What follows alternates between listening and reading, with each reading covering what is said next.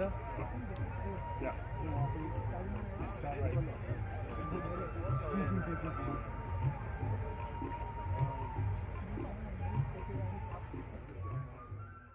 I'd like to kick off this evening by speaking about three things.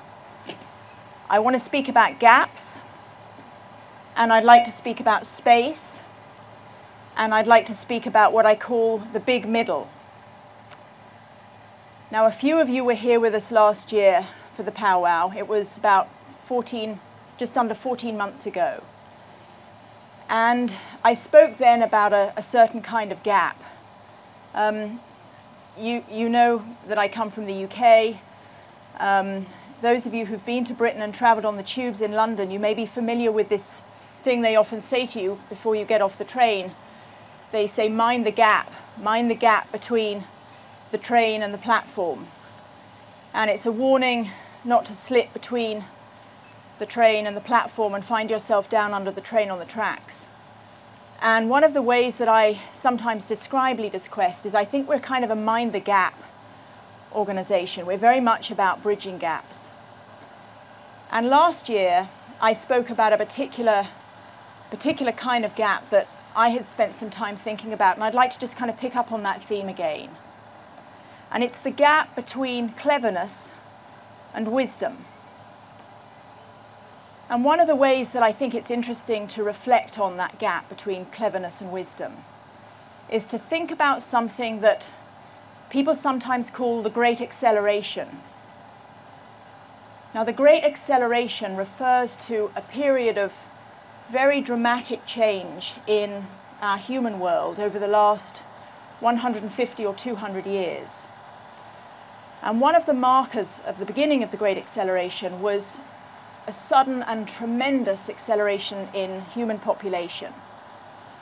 So for thousands of years, we were less than 1 billion people on the planet, and in the mid-19th century, we crossed 1 billion.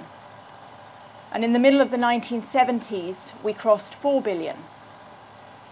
And today, as we all know, we have 7 billion, more than 7 billion people on the planet, and we're heading for 8, 9, or 10 billion people. So if you plot a graph of human population over a long period, what you find is it goes along very flat, and then it suddenly accelerates and goes up and up without a plateau, certainly not yet. And interestingly, there's a lot of other factors that if you plot a similar graph, you find the same kind of very, very rapid transition. And that's particularly true in terms of the way in which we have an impact on the planet. So CO2 emissions, you see a similar graph. Loss of species, similar graph. Loss of fresh water, loss of forest. So interestingly, you overlay all of these different graphs together and you get this extraordinary hockey stick, this extraordinary acceleration. Now there's another line which I started to think about, I guess a couple of years back, which follows a similar track. And that's the graph that people refer to as Moore's law. Moore's law was named by a man called Gordon Moore. He was one of the founders of a company called Intel, a technology company. And he figured out, and it still stands true today, that the power of technology would double approximately every 18 months. And that started as we got into the world of computing, and it's continued ever since. And of course, today we find ourselves in a time of accelerating brilliance, really, technological brilliance, transformational, after the Industrial Revolution and then the Information Revolution and the Knowledge Revolution. And we've got robotics, and we've got artificial intelligence, and we've got nanotechnology, we've got biotechnology, and all kinds of changes that are happening because of the way in which we've taken our human intellect and unleashed new potential. I think the interesting thing to reflect on there is it's not that we got cleverer. It's not that our intellect suddenly shot through the roof. It's that we applied our intelligence in such a way that we are finding ourselves able to change the world around us very, very dramatically and incredibly quickly, without really the time for any kind of feedback loop on how we're doing. And some of the things, of course, that we see are wonderful and amazing and are changing lives. And some of the things feel a little challenging and a little scary as we look at it. Now, it occurs to me that if you think about what it means to be human, well, we have our intellect. That's part of what makes us who we are. But there are other forms of intelligence. There's our emotional intelligence. There's our ethical intelligence. There's our spiritual intelligence. And if you look at how we grow collectively as human beings, well, if you plot that stuff, it doesn't seem to be shooting up off the graph. And so I'm struck by this gap. I come back to gaps. This gap between what we're capable of and the wisdom, the emotional wisdom, the spiritual wisdom, in terms of how we use all of that ability. And my own experience of that, and I'm very fortunate to do what I do and spend time with different kinds of people all over the world, is that we are feeling a kind of dis-ease, an unease about this gap. And it's one of many gaps, but we're experiencing it as a kind of uneasiness that something's out of whack. You know, we may be clever, but are we wise? So that's a gap that I really wanted us to think about, and the fear that that engenders sometimes.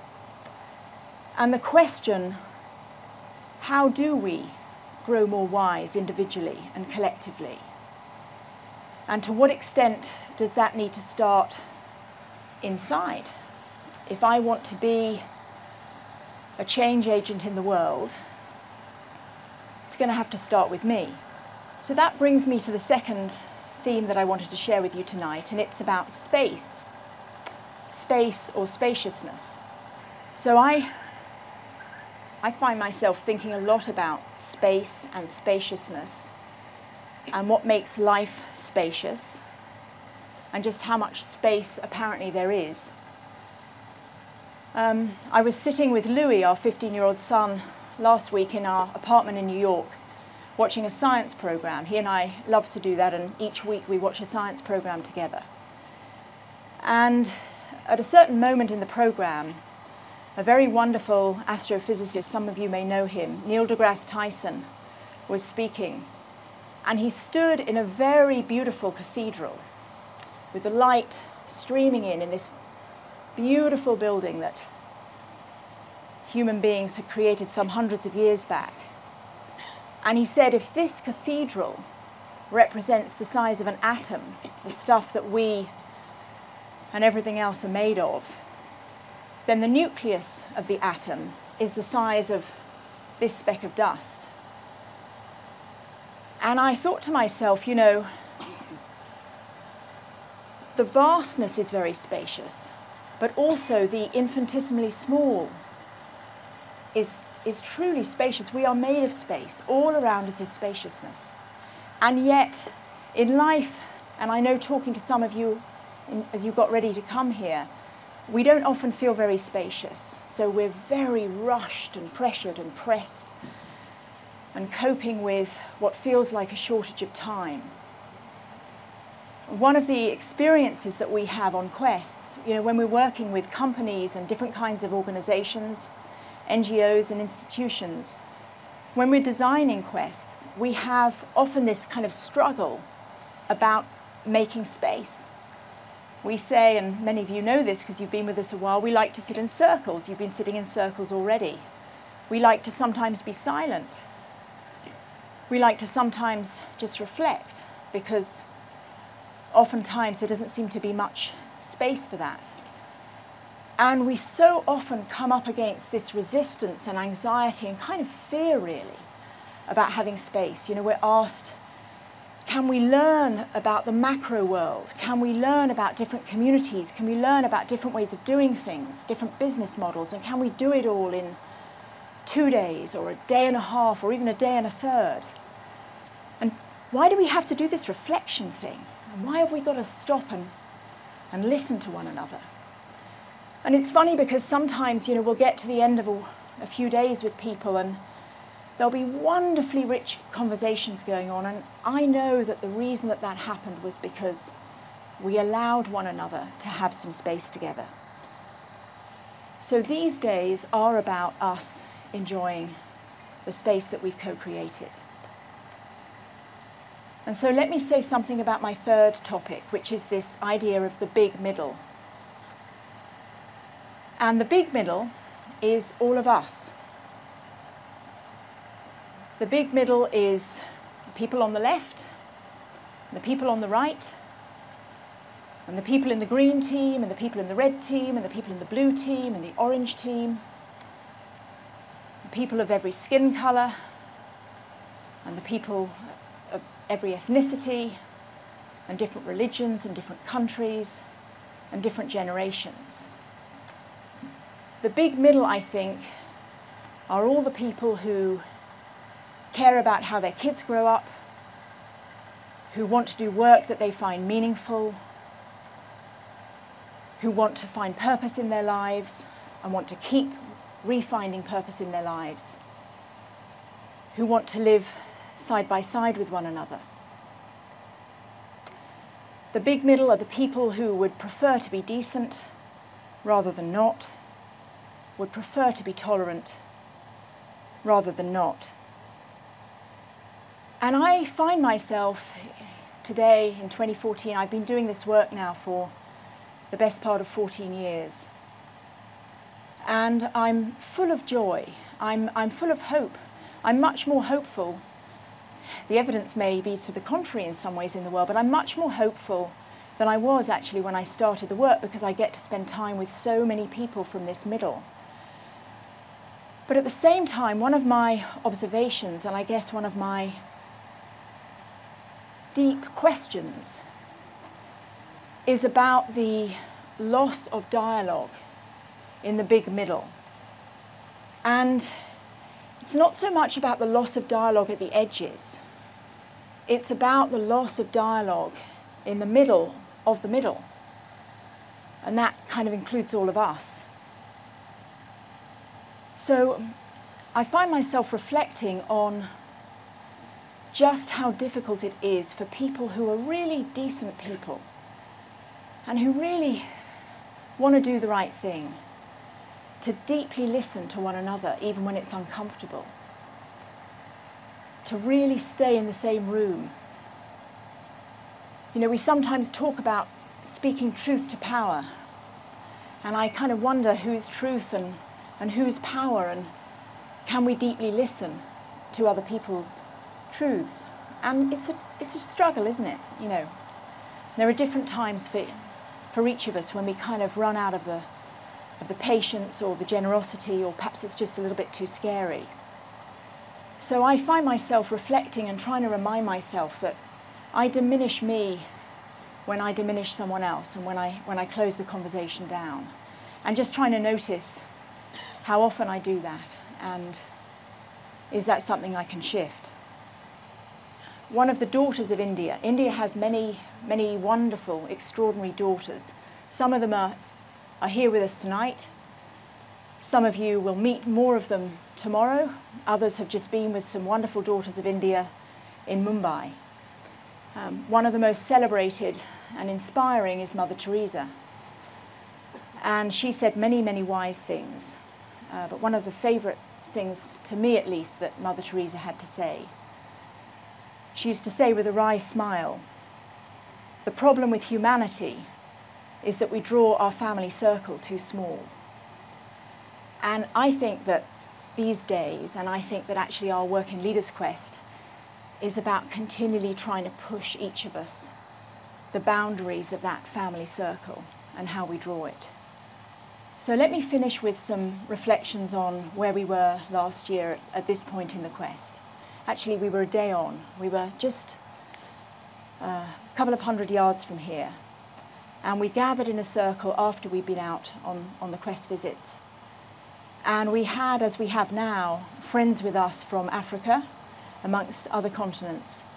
And included in that group we had friends from Kenya and from Nairobi, and again tonight we have friends here from Nairobi.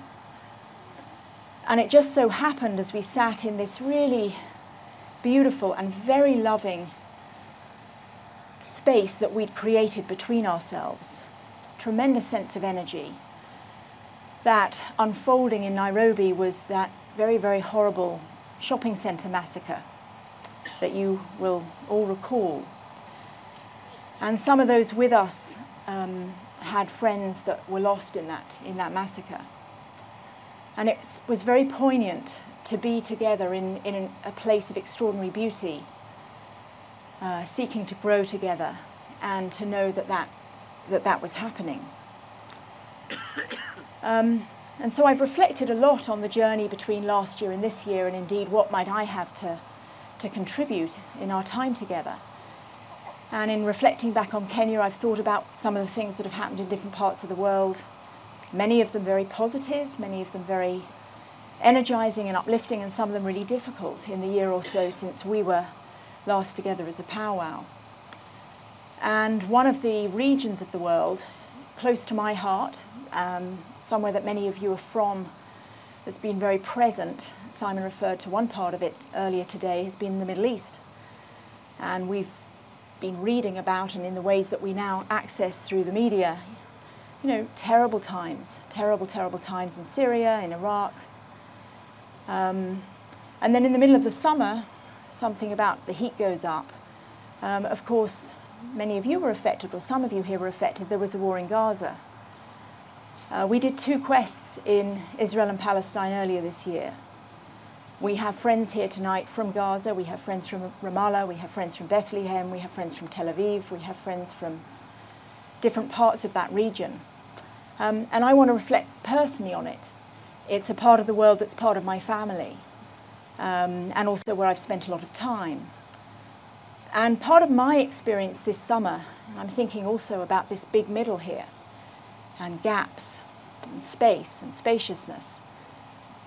Perhaps like many of you, I found myself in all sorts of conversations with friends and family about what's going on in the world, and in this case it just so happens to be, it's different situations for different people, but in my case it was the war that was going on in Israel and in Gaza.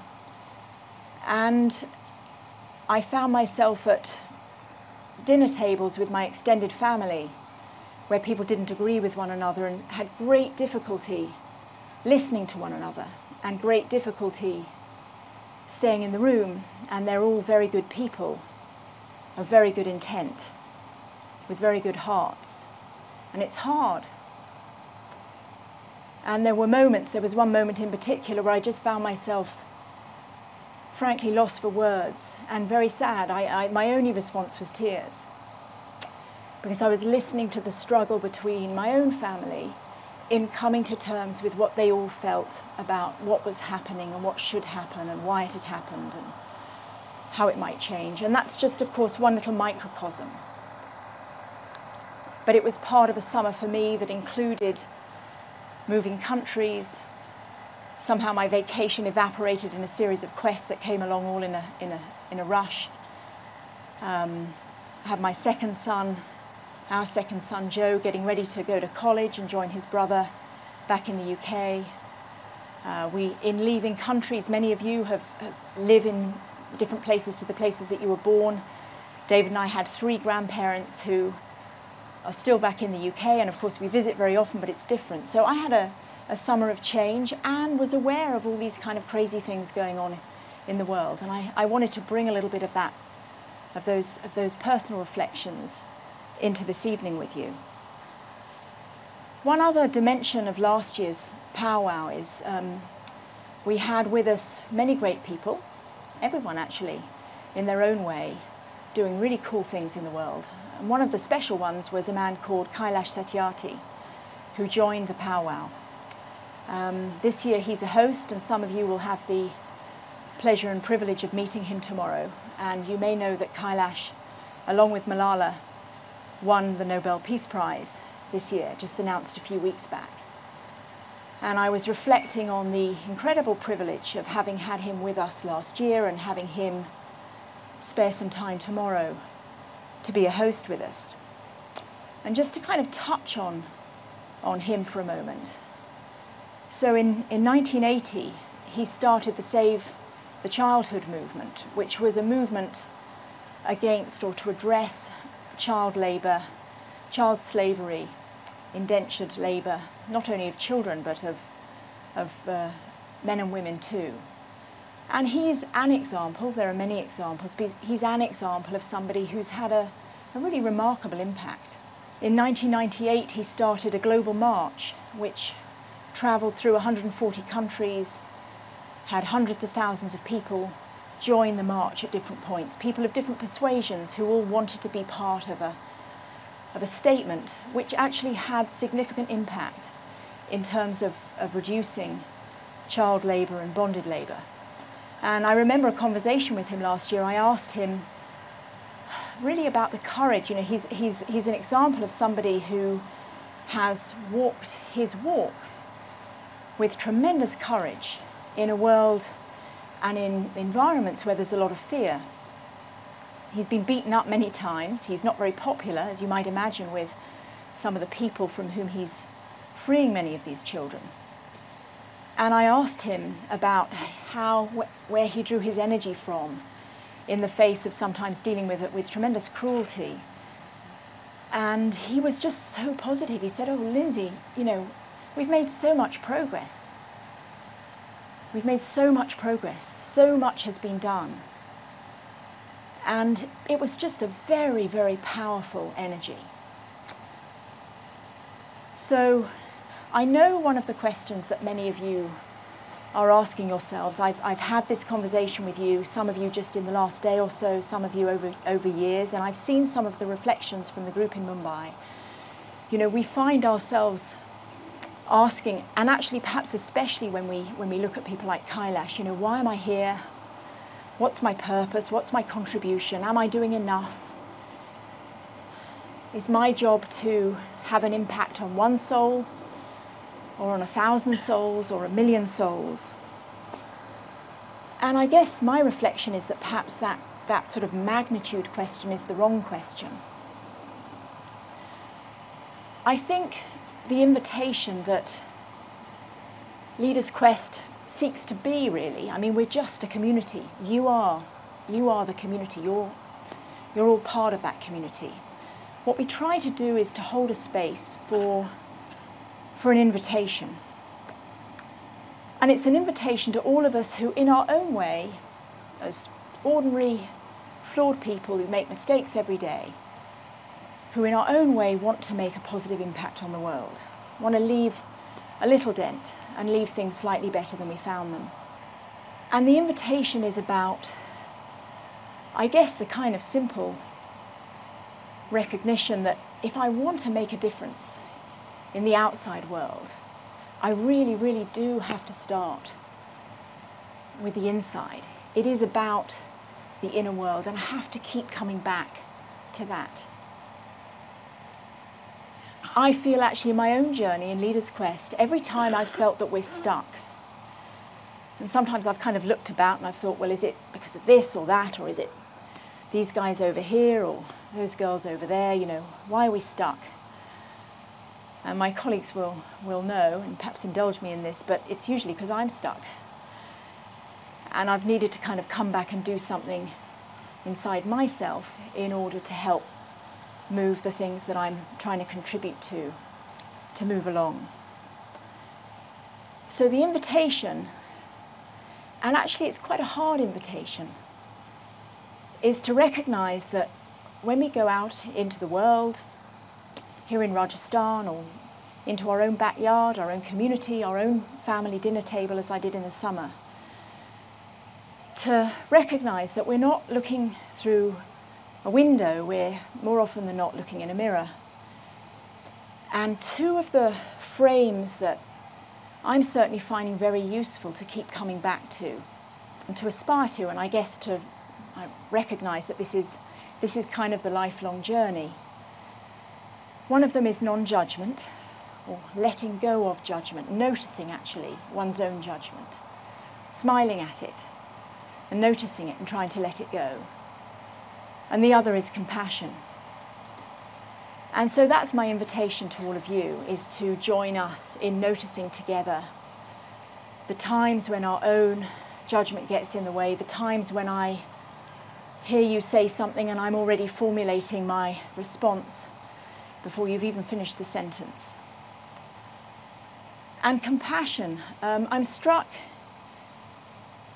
in choosing somebody in my peer group tonight, very, very courageously chose to say, you know, I've come on this journey and I'm wondering if this journey means immersing myself in seeing some things as I did in Mumbai that are really very difficult. Gosh, do I want to do that? You know, maybe it's easier to not to know or to pull the blinds down.